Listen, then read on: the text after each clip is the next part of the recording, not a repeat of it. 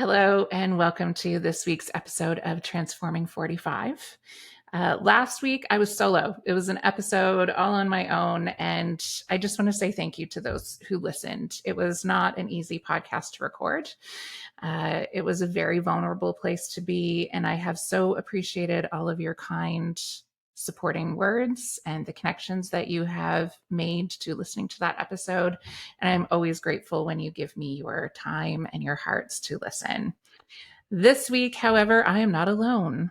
I am so glad to welcome Jessie Brandon to Transforming 45. She is a life cycle celebrant and a metaphysical minister, both two things I cannot wait to dive into because it's what fabulous titles and an indication of the power of the work that you do. Yeah. So welcome. I'm glad you're here today. Thank you so much for having me. Okay, Jessie, tell me your story. What brought you to where you are today? Well, usually I'd say a bus, but I'm going to try and keep the humor on the down low. No, be funny. It's all good. Great. Well, I thought a lot about where I would start, and to me, it's important to start right at the beginning. So I was born the seventh child into eventually a family of 8 with only one boy, 7 sisters for him. Mm-hmm. Anyway, but the key thing was that my final sister, my baby sister, was born on my 8th birthday. And it was like being pushed off the throne and thrown to the wolves, because all of a sudden she was the, the last child and all that kind of stuff. And I didn't realize until, I would say, recently, but I've been gathering information from my siblings. And one sister told me that I was just so different to the rest of them. I was always dancing and singing and walking up to strangers or running up to strangers and asking who they were and, stuff like that. And so they were kind of charged by my parents with keeping me quiet and keeping me, shut down. And I, from there, got the impression that I was wrong, that everything I did was wrong, and that I needed to be quiet. So can I jump in here for 1 second? Because I think that, one, we just stumbled across the theme of our podcast today. And for so many of people who are listening, I know that this is going to resonate.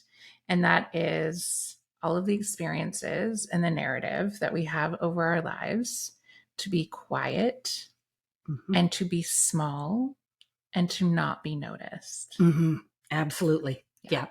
That was the directive. And it didn't work for me. I mean, I spent most of kindergarten behind the piano because every time that God Save the Queen came on, I started to dance and the teacher wasn't having it. And that's that kind of, I call it joy for life, was squashed by almost every teacher. And, I spent a lot of time in the principal's offices, and I just didn't understand what was so wrong with me when I was just enjoying myself. So unfortunately, I was molested at 6, 11, and 14. It was a verbal molestation, but it was somebody of importance where we lived. And so I went to my mom and I said, Mr. So-and-so is saying these words to me and I don't even know what they are. And she said, be quiet, don't cause trouble, just ignore him. Well, I was terrified of the man. And so I told one of the other girls it was a mobile home park where we lived. And I told one of the other girls. She quickly told the man's daughter. And then they became a united front against me. So all through high school, I didn't have any friends because we lived out in the country and in this park, and they all banded together and they did horrible things to me. The interesting thing was a neighbor watched them throwing snowballs at me or spitballs or whatever they were going to do. And she would phone my mom crying and tell her what was going on. I never knew that my mother knew that until I was 26 and I found out that she'd always known. And we didn't have a great relationship. I mean, by the time she had me, she was tired. We always had boarders. My father was a traveling salesman, so he wasn't there to help, with everything. And men didn't in that day. My father once stood in the kitchen beside the kettle and said, what's a man got to do to get a cup of tea around here? And I said, use the digits on the end of your wrists. And he got so mad at me. Yeah, that was very typical. My mom did everything for him. That was the way things were back when I was a child. Anyway, so she was very busy and very tired, and I think pretty resentful about her lot in life. And so I was the last child for 8 years, and it was pretty easy for her to take that resentment out on me. And what I didn't know until much later is that she constantly told my sisters what a problem I was. And so they didn't treat me very nice either. And so by the time I was, well, I'll just back up for a second. I was going to say in my 20s, but at 17, I went to one of my sister's houses in deep distress because the fellow I liked didn't like me. And so I was 17 and they gave me lots of drinks, and then she went to bed and I passed out on the couch, and her husband, my brother-in-law, raped me. So when I got up in the morning, I felt like God had just stamped garbage on my forehead. And that was it. Game over for me. I'd finally gotten the lesson that I was a monster, that I needed to be quiet and not bother anybody. And I can honestly say that for the next, I'm going to have to say almost 20 years, I didn't think about the future. I didn't think about anything. I wasn't one of those kids that ever wanted to be married or have children or anything. I went to my father at 16 and said, Dad, I want to go to university. And he said, you don't educate girls. They just get married and have babies. And I thought, well, not me. So unfortunately, that was enough to stop me right there. I didn't, I really admire people who have that kind of thing happen to them and say, well, screw you, I'm going to do it anyway. Nope, my dad said no, so that was it. And well, at that point, you'd had experience after experience of reinforcement of what the patriarchy will do if you rise up against it. Yep, absolutely.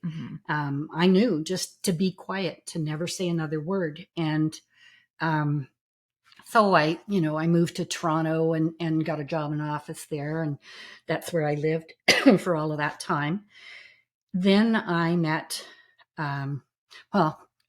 confession time. I've been married twice already. Yeah. And I'm getting married in September. Amazing. So, third time's a charm, right? So I'd been married and divorced. It lasted a year. I met my second husband, and he wanted to build a home up in this area. So we came back and built a place in Thornton. And we were having the wedding in our backyard. Sorry, I kind of went off into a doze there. That's all right. So anyway, there were people who weren't going to come to my wedding, and I didn't know why. And I kept digging, and eventually it came out that there had been some sort of incident in the family that was being kept from me so that it didn't ruin my wedding, but it ultimately did end up causing quite a problem. So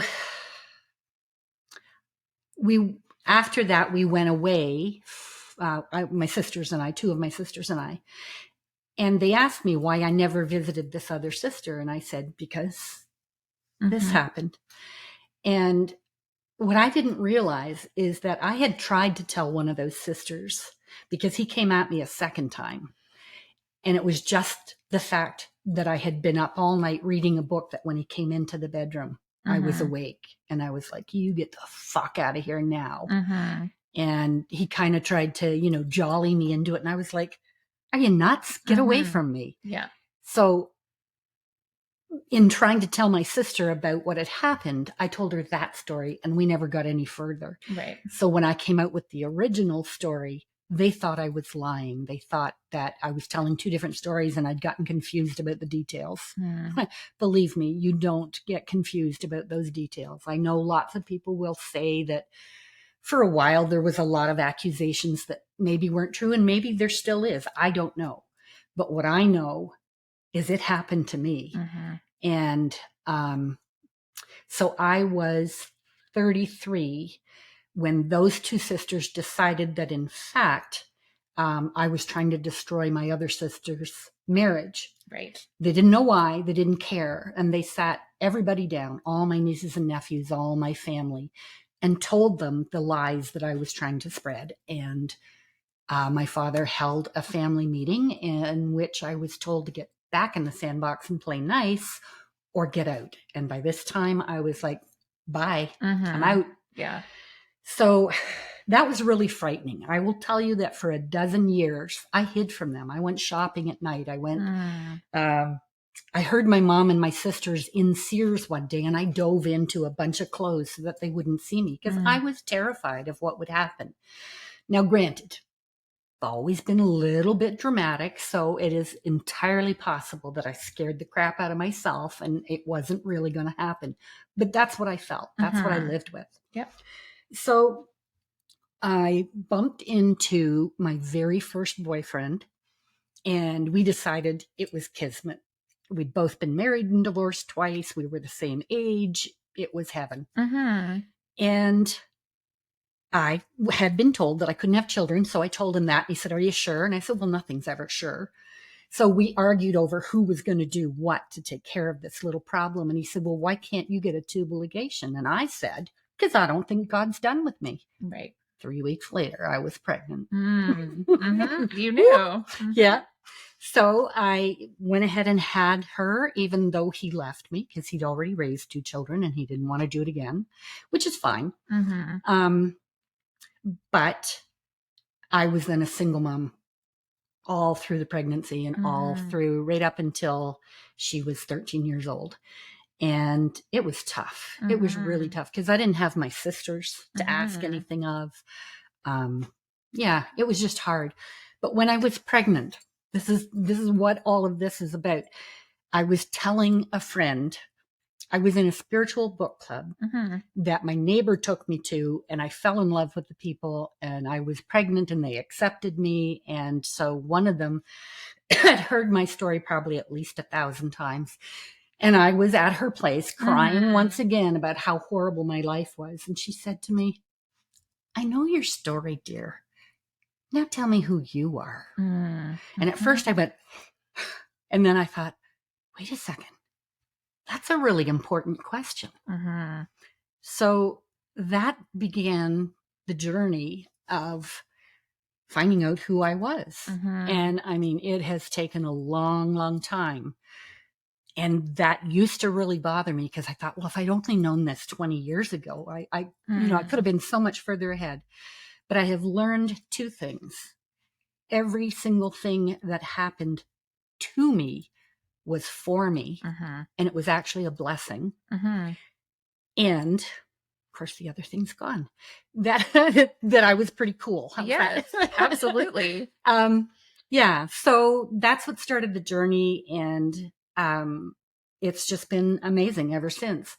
I found out that I had gone to the Rape Crisis Center in Barrie for some help, and I ended up in a group, and there were some legal issues there at the Rape Crisis Center, and so they closed down our group. And so the 2 counselors took us to their home, to one of their homes, and we met there regularly. And she began to show us things like astral body reading and the way energy works. I don't know if you've ever seen the copper. Yeah. Yep. It's very cool.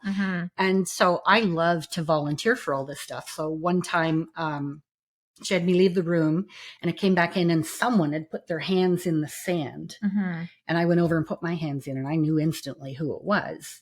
And anyway, so I told them that. And then the real kicker was when she got us to take, some of us, to take a therapeutic touch course. And the woman I was working on, every time I went over her left knee, I saw a spiral staircase. But I said to her, did you fall down today? She said, no. The picture wouldn't leave. I said, have you fallen down recently? No. So I'm sitting there trying to figure out why I'm seeing this. And she leans forward and says, 20 years ago, I fell down a set of stairs and got a spiral fracture in my knee.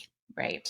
Didn't know what to do with that information at the time, but what I now know is that the injuries, both physical and emotional and psychically, all of those injuries, energetically, they are lodged in your body. And if you don't know, A, how to release it, and B, that it's okay to release it and to do all of those things, you know, I ended up with, I have a diagnosis of fibromyalgia. I tend to reject it most of the time because I just feel that there are things that slow me down. And I have also learned, I was diagnosed chronically depressed since I was 14.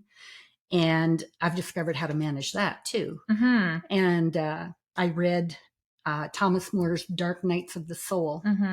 And what he explained in the book gave me enough information that now, instead of being depressed and not being able to work or talk, shower, any of those things, if I wake up and I'm down, I just say to myself, okay, I'm sad.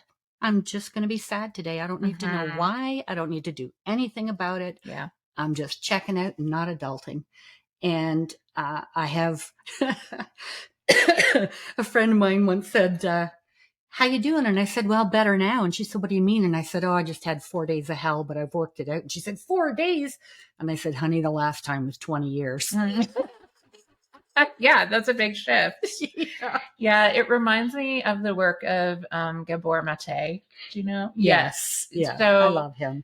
It's really powerful work that is revolutionary and yet so deeply instinctual. And sometimes I feel like that is the tension of our time, is that we are breaking out of the traditional models that have told us to mask and to cover everything. And we are realizing that we have always instinctually known how to heal. But going back to what you were saying about but we were told that that was wrong and that we can't trust that. That's right. Right? Yeah. That the only thing we can trust is the systems and the structures and the models that have been very humanly created over time. And there are value in those things, in their way, in their time. And it's time to take the learning from that and say thank you. But now we have better ways. Yeah. And we do not need to stay in this model, in this way. And amen. Hallelujah. Yeah. Yeah. Because, I mean, the gift in being disowned by my father, who then died 3 months later. And so my sisters and family carried on that, you know, what I realized was that I wouldn't be me today if I had remained in that family, because it was enmeshed and dysfunctional, just like everybody else. I'm not trying to say my family was any worse or any different, but there you are. It was. And it was really hard for somebody like me. And just to fast forward a bit, I just sustained a 4th concussion last May. And through the treatment, they diagnosed me with ADHD syndrome. And so we discussed it and talked about more. And I began to see the things throughout my life that quite possibly were ADHD driven. And she said, my doctor said to me, well, I'll tell you what, I'll put you on the medication. And if you're not ADHD, it'll blow you out of the water. You'll be so jittery, you can't handle it. Yeah. So I saw her the next week after starting it. And she said, how are you? And I said, cool as a cucumber. So, but you know, it's not about the label. It's about understanding why I never felt normal with everybody else. I always felt like I was outside the bubble watching the world, and I didn't get the book. You know, everybody else seemed to have one, but I didn't get it. And I didn't know how to reach out to people. And that really fed the not talking and the not, you know, not telling anybody anything. I think what you're bringing forward is so important on so many levels. And I'm feeling about like 6 different conversations coming up to the surface. But one of them is so often at this point in time, I hear, what is wrong with kids? What is wrong with these kids? And my response always is, it's never the kids. Mm-mm. There is nothing wrong with them. No. What has happened is there is a generation of humans coming into this earth who are more deeply connected with themselves and Mm-hmm. are refusing to be in the bubble and Yep. to conform. Yep. Right? Like I told the story at the beginning of my podcast when I was in kindergarten. And when I was little, I related to what you said because Did you dance? I was a dancer. I was an only child. My godmother used to describe me as like the imp with the sparkly eyes. Mm-hmm. And that is the truth of who I am. Yeah. And when I went to school, I was exuberant, same way. I was exuberant and I talked all the time. And my teacher moved me from space to space. And this a story I've told already, so I'm sorry, but I was in kindergarten. It was a half day. I'd watched Canada AM in the morning, and there was a story about turtles that just was so fascinating to me. And I came to school and I was telling all my friends about the Galapagos turtles, like how incredible and what a great learning. And my teacher came by the shoulders and pulled me and put me at a desk at the front of the room by myself. And she was like, well, now you won't talk to anyone. And that put me in the box and shut me down until I was 17, 18, at which point I'd started working at a summer camp and there were incredible women. And I had also experienced some incredible teachers at that point who were really brilliant women and saw me and made space for me to start doing some of that healing and letting go of that box. But I wanted to bring that forward because that is what we do, right? And these kids today are refusing to stay in the table by themselves and let it shut them down. And so what it looks like to the adults who are trying desperately to hold on to a system that breaks people is nonconformity. It looks like pushback. It looks like disrespect. It looks like all of these things. And that kind of energy exchange is just setting off alarms in kids all day long, which is why we are seeing what we are seeing in schools. Yeah. Their nervous system is activated. Their brains are in full red zone. They are flooded because they know that what is happening to them is not okay. And when we are able to look at the system and not take it on as our personal identity and step back from it and really evaluate, like, what are we doing here? What is our goal? What is our intention? If it's to continue the industrial model of we need everyone to be the same, it's not we're going to continue to do this dance of destruction. Yeah, absolutely. And totally if we agree. are able to step back and say, that is a model that is no longer serving anyone or relevant in any way, shape, or form. So let's listen. That is what I'm desperate for, like water in the desert, for people to listen. Listen to these kids. If someone had listened to you, if someone had listened to me, we all could be in different places. Absolutely. Yeah. I'd be a famous writer right now instead of just in my own mind. But what's really interesting to me is that we're 20 years apart. So things were completely different for you compared to me. When I tell my partner, he's 24 years younger than me, he is blown away by some of the things that I tell him about the way school was and the way I behaved. And, we were the Brandon girls and we got led to church every Sunday, sometimes 2 or 3 times on a Sunday. And that's kind of when I left home. I was so angry at this God that they talked about. I couldn't say God without spitting the curse off. And it was absolutely amazing because when I was pregnant and how I got to that reading group was the neighbor sent a friend and he took me. And when I got in the car, he said, "How are you?" And I burst into tears. And he said, "What's going on?" And I said, "Well, I kind of feel like, I used to know a God, but he was really angry. And so he turned his back on me. And then he kind of started to turn around and I went, 'Fuck you.' I don't want to know you." And then as I aged and grew older, I started to turn around again and I was very scared.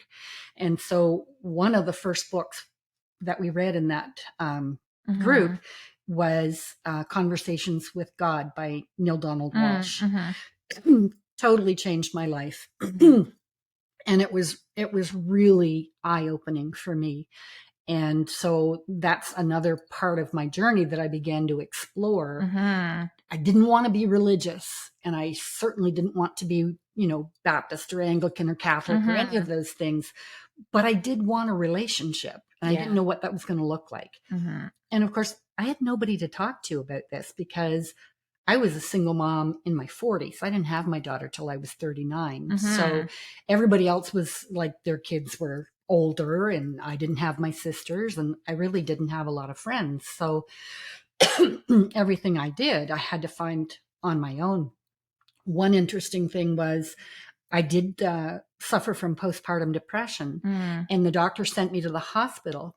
And the psychiatrist came in and he said, "Tell me." So I told him a few things, and he said, "Okay, I'm going to give you a prescription for Zoloft." And I said, "I can't take Zoloft. I'm breastfeeding." And he said, "Well, you have a choice to make then. You either take the drugs or you heal yourself." And he walked out. And as he was walking out, I said, "Fuck you. I'll show you." Finally got up on my hind legs. Yeah. And I went home and looked through the phone book. That's that yellow thing that we used to have. And I found everything I could possibly find that had anything to do with that. So there was Moms and Tots, and there was the single mothers out of BCHC, which is the Barrie Community Health Center, and just different things like that. And I was just bound and determined that I was going to keep talking until somebody heard me. Now, unfortunately, it didn't happen for a long time. But I kind of want to fast forward to my daughter left home at 14 and a half. We had a very oil and water relationship. And a lot of it, of course, was my fault because I had been browbeaten so much in my mind by my family's expectations of me that I just couldn't meet. That I didn't want anybody to know that I was struggling with this child. And so I took my mom to, Harley was getting an award. And so I took my mom, and we're driving back home, and she said, "So how are things?" And I started to tell her some of the things that were going on. And then I stopped and I said, "Oh, Mom, please don't tell the others. I can't bear it for them to see how imperfect I am." And she was quiet for a minute, and she said, "I've done a lot of harm in your life. And if it takes the rest of mine, I will make it up to you." And like that, it healed everything because she admitted it, she owned it, and she apologized in the only way that she could. And so I said to her, "Mom, we haven't had a very good mother-daughter relationship. How about we try friendship?" And she said, "Okay." So I used to go over to the LTC that she lived in and take her out for ice cream and down to the beach and different things, and just had a wonderful time. And I would, this sounds awful, but I'm going to tell you, I would do things like scrub her false teeth for her because she couldn't see them. And I would pick the whiskers off her chin. That's lovely. And because I was right there like this, we really met each other. So to make a long story short, one of my sisters and my mom had a heart attack within 3 days of each other. 2 weeks later, they both had a heart attack on the same day. Wow. My sister remained in the hospital, and my mom came home, and we had her for 8 days. And everybody would come and we would talk to her, but my little sister and I stayed with Mom for that whole week. I think we maybe, between the two of us, got 4 or 6 hours of sleep that whole week. And when we finally made the decision that she had to go back to work and we just couldn't do it anymore, I just fell apart, and everybody came running because they thought Mom was gone. But She wasn't. And it was just the realization that I just couldn't do any more. I couldn't stay awake. I couldn't care for her. Nothing. Yep. So we made the arrangements for her to be moved out of that room into what they called a guest room, and they would have a volunteer come in and sit with her. And so we called my brother and asked him to come and help us move the furniture out. And at the same time, the first male grandson showed up to visit. And we're sitting there all talking. And then I said, oh my gosh, Mom's alone. And the four of us ran into the room. And Mom was sitting there with her eyes closed, or laying there with her eyes closed. And she opened her eyes, looked to the window, smiled, and passed. And I thought, wow, that's the way I want to go. You know, not with all my passengers screaming when we hit the wall. I want to go like that. Yeah.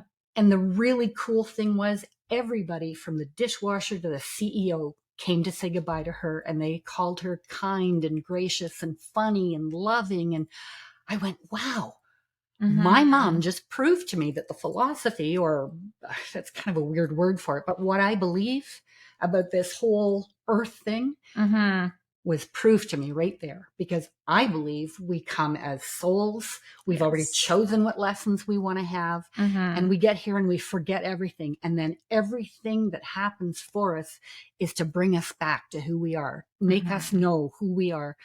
And if there's a lot of crap loaded on those things, it takes a long time to come out from under it. And I'm still struggling with limiting beliefs about things. I just cracked a code the other day. My sister-in-law is very ill, and so we were talking about what we were going to do. And then all of a sudden, one of the grandchildren did it, and it's all over Facebook. And I called my niece and I said, oh, I don't think we should have done that, and blah, blah, blah. And so it was kind of like me expressing my opinion. Right. And so I couldn't sleep that night. And the next day, I was really off center. And then I started to get sad, and I felt like there was this doom hanging over me. And then I realized that I was headed for depression, and I went, wait a second here, what's going on? And what I realized was I had spoken out, and I expected everybody to be mad at me, and I was going to be in trouble, and I was going to be punished. I would be banned again. And when I sorted that all out in my head, I went, oh, it's okay. That's not happening here. And so the next time I saw my brother the next day, I said to him, geez, sorry. And he said, no, I understand. It's, we got to do it and whatever. And everything worked out. And I said, sorry if I freaked out a little bit. And he said, just, we're all trying to do the best we can do. And I was like, oh, if only I had grown up with that kind of feeling. Right. But instead, I always felt like I was wrong. So what I wanted to say was my sister Carol stayed in the hospital. We brought her out a couple of times, but they didn't know what was wrong with her. And so she was really spacey.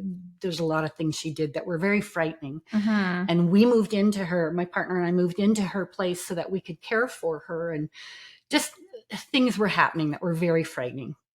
So my mom died on June 21st, first day of summer. My Aunt Birdie, that my daughter Harley is named for, that was Birdie's last name. And then my mom's best friend, Aunt Mary, at 96, she also died. Sorry, those two died. And then eventually Carol died, my sister.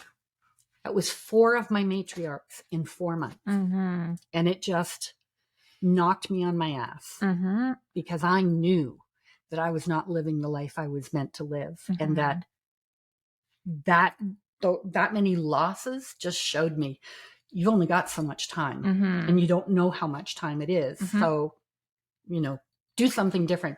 I was in business school during the day. I was taking classes at night because I was at the hospital so much. I missed stuff. And I was trying to figure out what I was going to do. It was a government program that was paying me. And I just knew when I gave my sister's eulogy that I heard a voice. I heard a voice. everything you know, everything you've done, everything you've experienced has brought you to this moment. Mm-hmm. Now go out there and do this. Mm-hmm. So I'd been working part-time for a seniors home. Mm-hmm. And all the people that didn't have families, when they passed, I would do their funeral. So I felt I had a handle on that. And I thought, I'm going to learn how to do weddings. Mm-hmm. I could have gotten ordained in a weekend. I could have, maybe done 6 weeks somewhere else. But I researched and I found life cycle celebrants.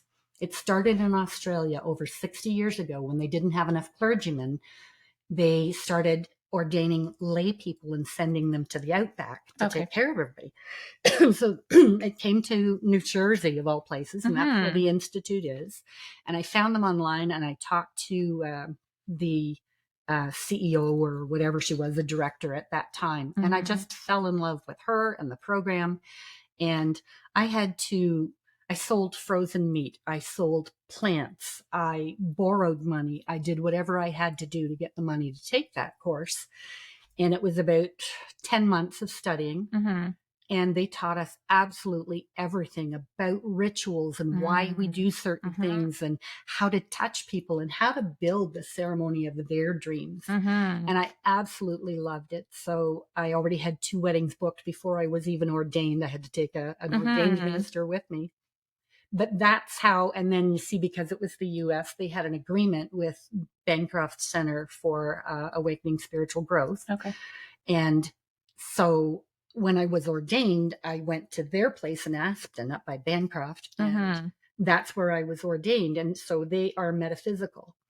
And so that's what made me a life cycle celebrant and a metaphysical minister. Now, for the longest time, if somebody said, we don't want religion, I'd say, that's fine. I'm not a religion. It's just spiritual. But then the government made metaphysical an actual religion. So we can't say that anymore, which is fine. I've found my way around it. It's okay.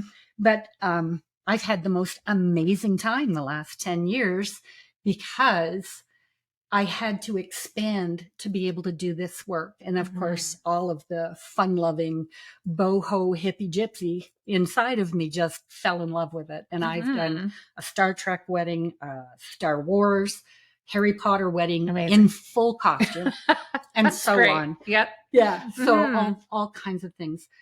So those are the facts of this story. But what kept happening was I would go through the whole process, I thought, again, of what had happened to me and how it was taking me to a place I didn't want to go. And then I began to realize that life really is a spiral. And so every time that issue came up, I was seeing it from a different perspective and for something different that needed to be mended. And a friend of mine, and I'm going to name her, Dana Ferrant, taught, she was doing a group one time, and she taught us that when we react to things, it's usually an inner child. And she believes that there are several pieces of that inner child for every time that I was molested or anything that happened to me. There was a child inside of me that needed help. Yes. And they were screaming. And so she had us create a place where we could let that child know, go there and just do whatever needed to be done. And usually mine is a beautiful log cabin in the woods. And the fire is always going, and it's a big brass bed with all kinds of furs. Yes, I know. Yeah.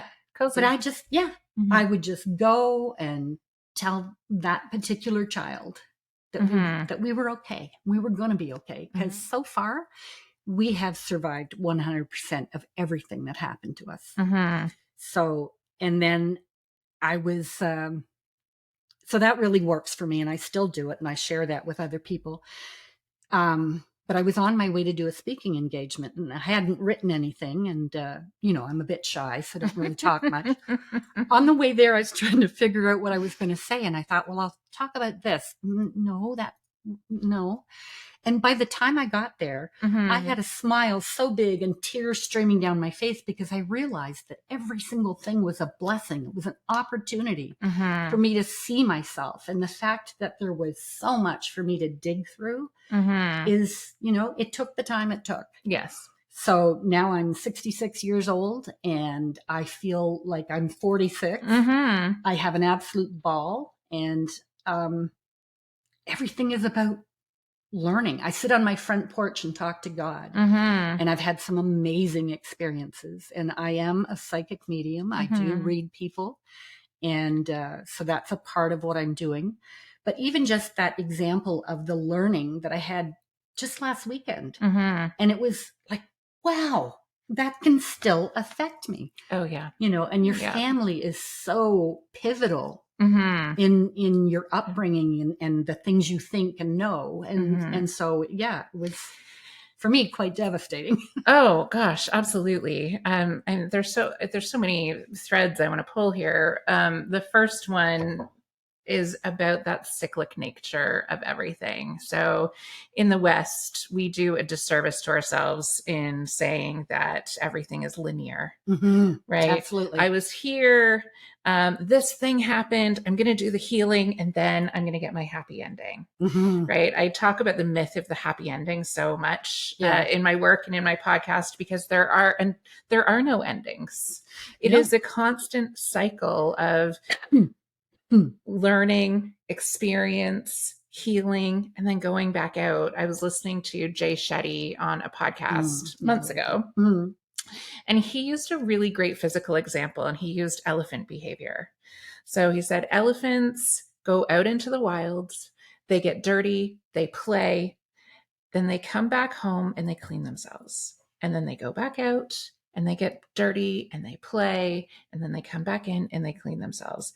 And that is the truth of what we do.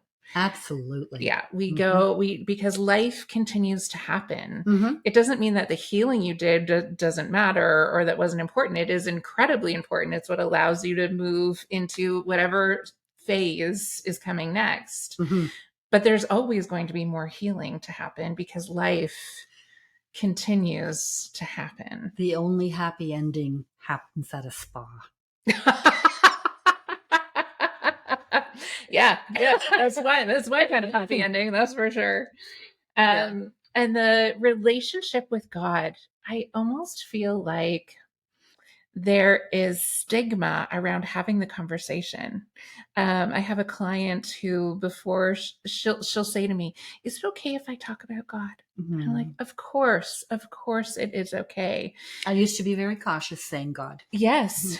And it's because there are 10 billion stories around what God is, what God should be, how God has been represented over the years. And it creates this tension. Right? But one of the most beautiful things, I was talking to an imam a couple of years ago in his temple. And he said to me, God and a temple and a religion is only a touch point. It's the way that you are able to connect with a source. So my religion is not right. Your religion is not right. It just is. It's just your touch point. And that was such a beautiful construct to think through, right? Because I grew up in the Christian church. I grew up in the Anglican faith, which is kind of the loosey-gooseyest of all the Christian faiths. So there were things, but the point came for me, the no-go was when it was only a few years ago, they still refused to ordain anyone who was out and part of the LGBTQ plus spectrum. And I was like, that is not God for me. And so this organization can no longer be for me. But that doesn't mean that I don't still have a touch point. Right. Yep. And we all, it's the power of it is in letting people come to their own touch point. Absolutely. I don't have any answers for anybody else. All I can do, I've followed various gurus for a while because I don't I also don't think you should, for me, Mm-hmm. dedicate yourself to any one thing. Mm-hmm. What is it? I forget who said it, but take what you need and leave the rest. Mm-hmm. In fact, I think it was AA. Oh, yeah, could be. Yeah. But anyway, yeah, because it has to be the God of my understanding. Mm-hmm. And I know that I have a very rich relationship Mm-hmm. with that energy. Mm-hmm. And you can call it universe, higher power, creator, whatever you want Mm-hmm. is your name for that. That which you know sense. to be true. Exactly. That which you know to be Exactly. true. Yes. I've had so many wonderful miracles happen in my life that Mm-hmm. it can't not be true.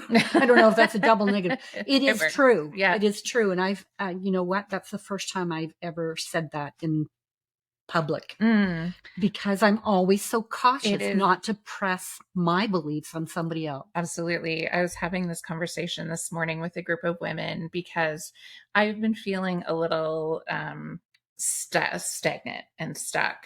And, you know, I keep showing up and doing the thing.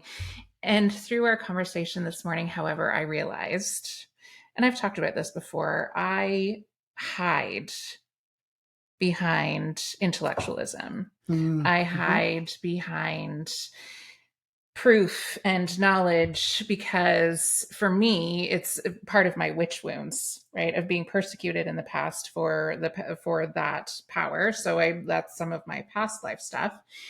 And I grew up, I grew up and I worked in a system that is grounded in the tangible, and you have to be able to prove it. And anyone who thinks outside of that has less value. And all that time as an educator, I hid all of this part of who I am. And I take tiny little steps forward and release some of it here and there, but it still causes me anxiety. Yep. I worry that people will see me in a different way. However, one of the things that is helping me to heal that is a relationship that I have with my high school English teacher, who I've spoken about on this podcast a number of times, and she listens. So Mary Jane, here we go. When I was in high school, she was my English teacher multiple times. And in my last year of high school, my OAC English Lit class had 13 kids in it. Yeah. And Mary Jane was brilliant, and she hosted it in a seminar room. And the content of the reading list was really, really interesting.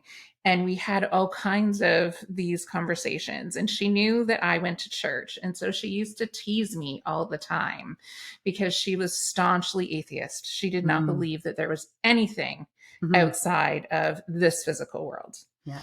And so she used to tease me all the time about my faith and, at the time, religion and my spirituality.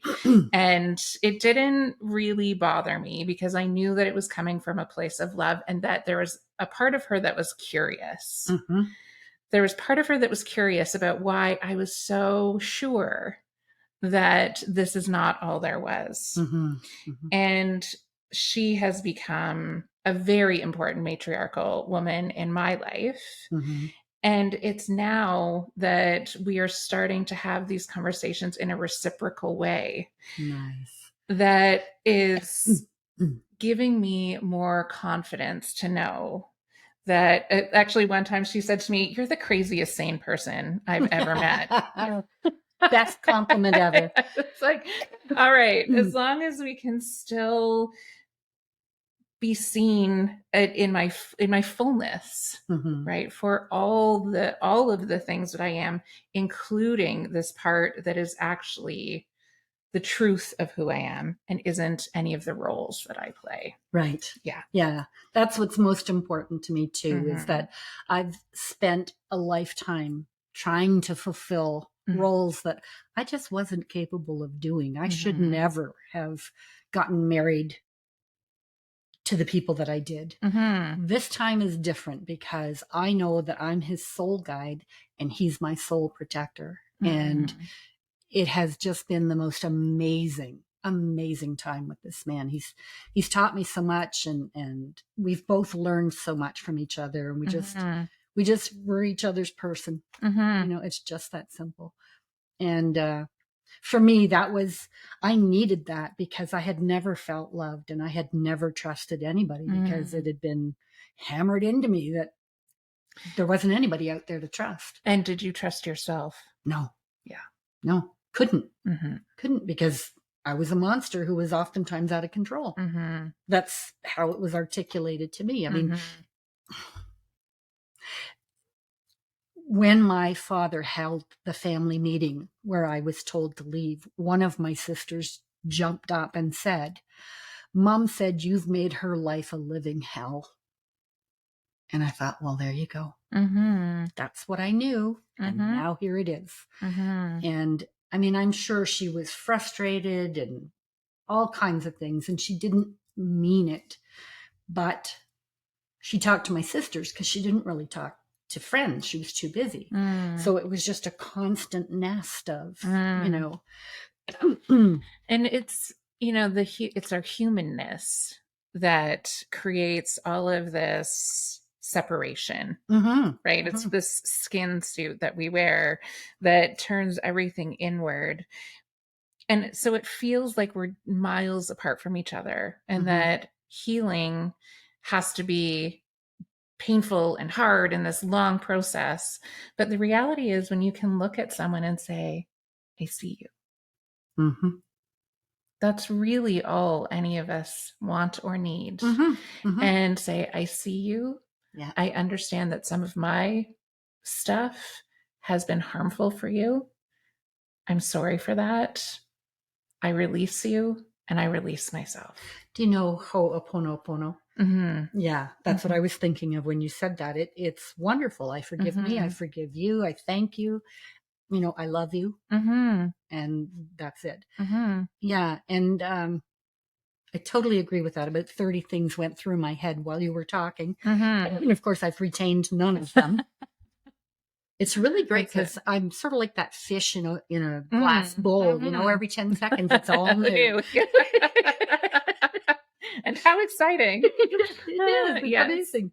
But something you said there about, oh no, I've lost it. I'm sorry, but it was to just be able to keep going and to know that it's all good. There is that saying that you often hear nowadays is we're just spiritual beings having a human experience.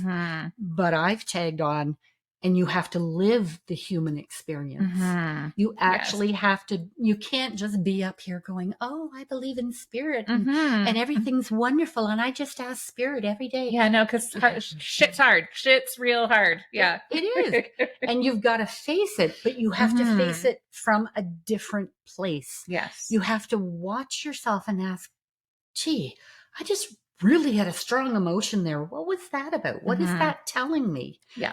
And the day that I learned to flip that was amazing, because I could then say, I'm not a monster. No. I have reactions to things because of my history and limited beliefs that I was taught. And our society does that to us. It's like, my partner was saying to me the other day, did I really think that people like me were going to have any effect on changing the world? And I said, absolutely. He said, why? How? And I said, because it used to be maybe 1 million people that were questioning all this stuff. And now there's millions of people who are asking questions and talking about it and trying to find what Ram Dass said. We're all walking each other home. And so it does not matter to me what you do. As a minister, I always say to the people, I will go anywhere and do anything as long as it's not unethical and not illegal. I used to say, but I don't do naked, and not enough people laughed. So. Excuse me. So, yeah. Then those people were not for you. They were not. No. And so, I approach life like that. One of the things that I'll call him by his nickname, Bear. Mm-hmm. One of the things that Bear says to me all the time is, you are the most open-minded, Mm-hmm. non-judgmental person I've ever met. Mm-hmm. And I hear my sister's voices going, oh yeah, you don't really know her. And then I go, shut up. Mm-hmm. You don't know me. Mm-hmm. And you don't deserve to know me, Mm-hmm. because I'm really happy with who I am. And I'm very excited with the things I have planned. I don't know if they're going to come to fruition, but it's fun planning them. Mm-hmm. When I was 61, I went skydiving. I hated it and will never go again, but I But did you it. did it. Yes. When I was 66, last summer, I got a kayak, and I cannot wait to get back out there on the lake. I've been terrified of deep water my whole life. So, circumstances, the right people came along and said, no, do this, and so forth. And it just all worked. Yeah. And that's, I think, the true joy of life is just, I say to women all the time, they don't know what to do with themselves and they don't know how to help themselves. And I say, so paint, sing. It doesn't matter. Yeah, try anything. And if you don't like it, don't do it again. Yeah, it's not forever. Just decide. Yeah.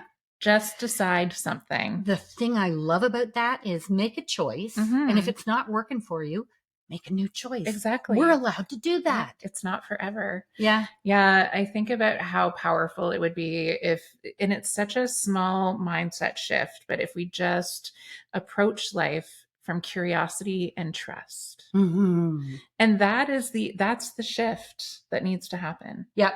Absolutely. Right? Is curiosity and trust, and knowing that that's how we come together, instead of judgment and blame and shame. Curiosity, trust, and love. Totally.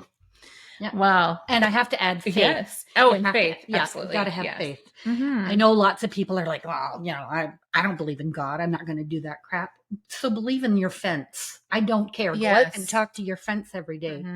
And like I'm also wanting to start to challenge people around that, though, and say, come at it from that place of curiosity and say, why? What is it about faith that activates something in you? Because I think for many of us, it's the tension of knowing that everybody knows somewhere that there is something more, but this earthly school wants to shut that down. And it creates tension in our body that creates that ignition response to something, right? Because it takes so much energy to hold that tension. Where if we were able to just relax into it and approach from curiosity, why do I feel that way? And what is underneath that I already actually know? Yeah. And what I love is it goes way back to the beginning of my journey. You are perfectly okay just as you are. You don't need to do a thing. However, if you've got some questions, come see me. We'll talk about it and see what you come up with, because I'm not going to tell you what you need to believe. I know what my belief is, and I'm solid with it. Oh, what I started to say before was about Muji. He doesn't talk, when I was talking about gurus, he doesn't talk about what he's teaching you. He says what he's doing is he's pointing. Right. So they are just pointings. Look at this. Does it resonate with you? Then take it a bit further. Find somebody to talk to. That's... I have been blessed with so many people that were there for me and answered questions and just held my hand. Yeah. And I remember one of the women in the group, her name's Judy. She said to me, I wish you could see you the way I see you. You'd be so amazed. And now I do. Thanks, Judy. And I'm glad that you said that, because so many people leave it at, I wish you could see you the way I see you. And the only true healing is when you do see yourself that way. And because that's where all of our power lies, is knowing that I see myself as the beautiful, brilliant, creative element that I am. Yeah. And when we can do that, Mm-hmm. we can see it in everybody else too, and create space for everybody to see themselves as they truly are. Absolutely. And Yeah. one of the people I do follow right now is Mel Robbins, and I Mm-hmm. absolutely love her. And she has what she calls the $1,000,000 morning routine. Yeah. 5 things. Have you heard it? Mm-hmm. I'm going to say it for the listeners. Mm-hmm. Excuse me. She does this 5, 4, 3, 2, 1 thing Mm-hmm. because she got it from NASA. And when you hit 1, you blast off. And that's Mm-hmm. because 2 parts of your brain, the one that says, I got to get up and go do that thing. And if you just wait a couple seconds, the other part of your brain says, no, it's okay. You can do it tomorrow. So you got to beat that from Mm-hmm. happening. And you just jump in there, 5, 4, 3, 2, 1, boom, up out of the bed. And then the second thing you do is you make your bed because it's a gift to yourself when you come back. Yes, it is. The third thing is when you go in and do your ablutions. And that's funny. Somebody said to me the other day, I never heard that word before. Oh. Well, what it means is washing your face and brushing your teeth and all that stuff. When you're finished, high five yourself in the mirror. There's a big handprint on my mirror. Yeah. And the wonderful thing about that is you're not just high fiving yourself. You're high fiving the future you that you know is going to go out there and kick ass today. Mm-hmm. And then 10 minutes of exercise, and then go right down and write down what's occurred to you, what you want to get done, etc.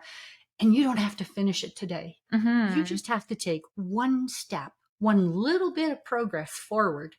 That's good enough. Mm-hmm. It's good enough. Yeah. And then you go have fun. Yes. And having fun is so important. And we do not give ourselves enough time to have fun. And today has been joyous and Wonderful. so fun. I'm so glad we had this conversation today. Thank you. In the show notes will be how to connect with Jessie, how to connect with me, and go, listeners, go have some fun. Yeah. Do that.